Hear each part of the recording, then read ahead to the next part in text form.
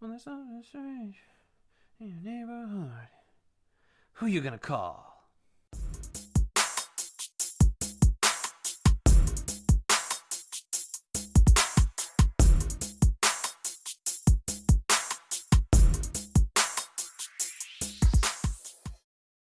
A small family takes over the farm of their deceased grandfather, only to discover that he was in fact one of the original Ghostbusters.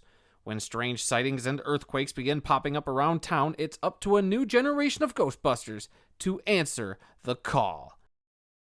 And I gotta say, coming out of this movie, I was just glowing. This thing from start to finish was just wall to wall charm. That's a big word. I'm gonna use it a lot. It might even be right here on the screen. It's gonna say right here between my hands the word charm. It is just so fun. It is imaginative, and it's also a bit nostalgic. They blend a lot of things together. So if you're a fan of the original Ghostbusters, you will probably enjoy this. There's a lot of great callbacks, a lot of good Easter eggs and references.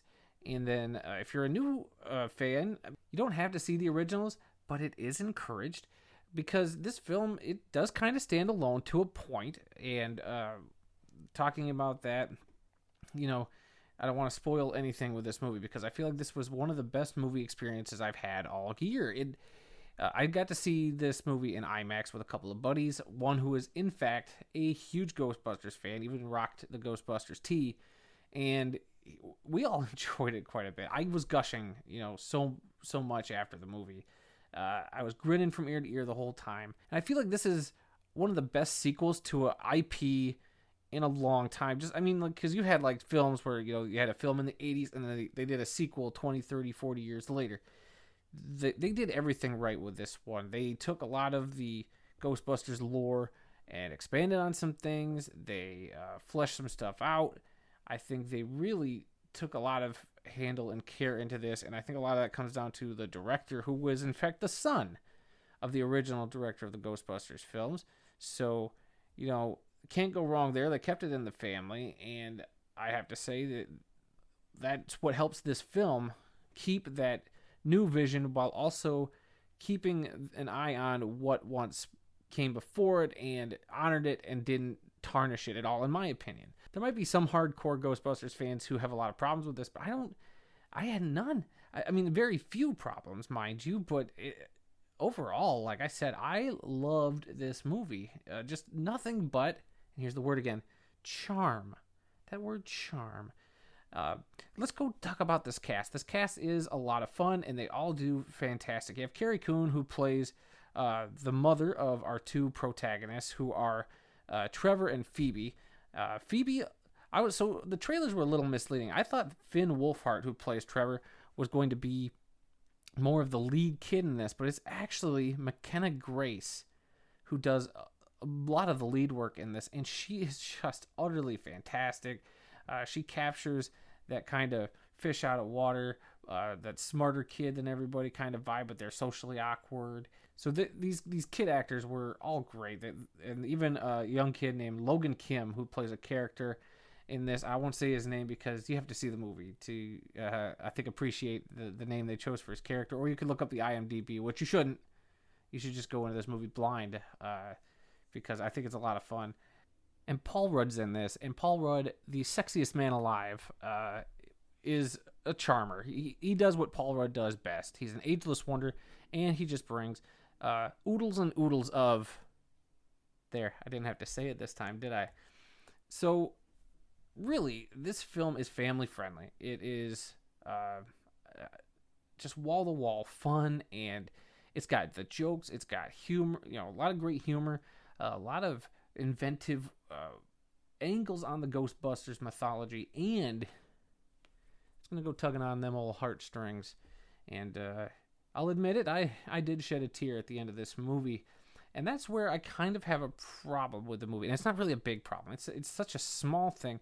And without spoiling it, let's just say that last 10 minutes or so could make or break your experience with this movie. If you're me, I guess I bought into it. I think if I were a little more critical or a little more snooty of a film critique, then I probably would kind of blast that last part of the movie, because something happens in it. It's just so not quite out of left field, but it doesn't, and it's not that it doesn't feel earned, and it doesn't feel shoehorned. It's hard to explain, and you'll know it if you've seen the movie, because while it was great to see what happened, I was also like, well, kind of convenient, kind of just great, maybe too good of timing.